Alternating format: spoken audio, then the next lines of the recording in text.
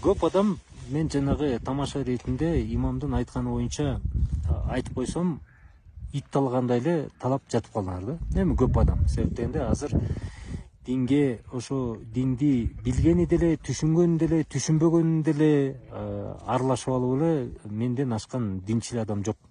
Менден ашкан Аллахка ишенген адам жок деп эле жүрөт. Мен дагы Аллахка ишенип мен деле мусулманмын. Бирок ал жерде мен мындай деп айтып кетейин деп атам да. Имамдын айткан сөзүн төркүн сопсон эле түшүнүп атам.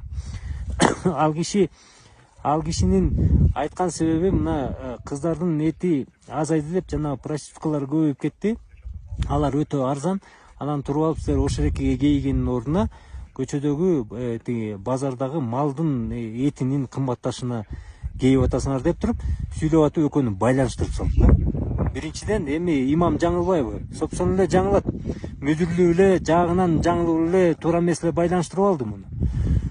Эч кандай байланышы жок. Малдын этинин кымбатташын, базардагы малдын этинин кымбатташын менен тиги кыздардын санынын этинин баасынын эч кандай байланышы жок. Экономикалык эч кандай байланышы жок. Мал этинин кымбатташы бул өлкөдө экономика начар болгондугунан, чабал болгондугунан, кыйын болгондугунан мал эти кымбаттап жатат. Айлык акылар элдики аз, мүмкүнчүлүктөр өтө аз, акча табуу тиги жумуш аз, ошондуктан эл кыйналып, мал кымбаттап, жашоо оорлоп баратканы. Ошол.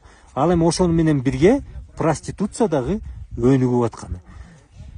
Кайсы гана өлкө болбосун, экономикасы начар болсо, экономикасы татаал болсо, ал жерде авторитардык өлкө болсо, канчалык ошентип өнүгүп барса, ошончолук ошол жерде проституция өнүгөт. Эми проституция боюнча ал имам кишини айтпай эле коеюн, эми башка эркектер барып жүргөн эркектер сопсон эле билет анын тарифтерин. Анын арзаны да бар, кымбаты дагы бар, ар кандай бар. Бирок ал жерде элди динге чакырып атып, сабак берип атып, дин жөнүндө түшүндүрмө берип атып, анан тиги базардагы малдын кымбаттаганы ошо тиги кыздардын саны арзандагы үчүн деп байланыштырган туптуура эмес. Түк дагы туптуура эмес. Миллион алым болсо дагы мен ошентип айтам. Бул түп дагы түбү да туура эмес. Деги эле минтип салыштыруу да туура эмес. Бул деген экономика деген өлкөнүн ичиндеги саясат. Бул дин эмес. Дин эч качан саясатка кийлигишпеши керек.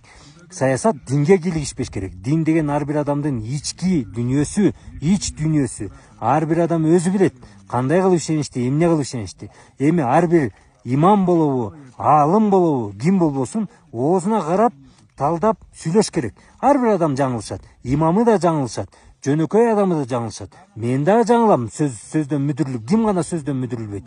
Сөздөн мүдүрүлгөндөн кийин анан кайра тиги беттен алып, беттен тытынып жатып калбай, кайра аны тиги мына азыр муфтият текшерип атпайбы? Түшүндүрмө берип койсун. Элге түшүндүрмө берип, бул мындай мааниси мындай болчу, башкача болчу, имам акем мындай айтып алды деп койсо эле болду, ошо менен маселе чечилет. Анан туруп алып сен ит куш, өл анан тигибу деп, ошол жатабы ошол тиги мусулманчылыкка жатпайт да, келесолор, ошентип өл деп аткан келесолор, акмактар, өл эле деп оозуңарга эл маданияттуу, эл албаган нерсени алып жазып атасыңар да.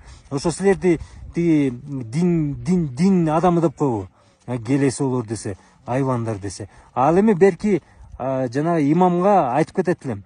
Деги эле имамдарга, деги эле динге чакырып аткан адамдарга бирдекени сүйлөп атканда кичине этияттык менен, кылдаттык менен ошереки диндин, шариаттын чегинен чыкпай, ошол чакырып элди динге чакырып туура жолго чакырсак, туура кылалка. Бирок жанагы базардагы эттин кымбатташы менен кыздардын тиги санынын арзандашын эч айырмасы жок.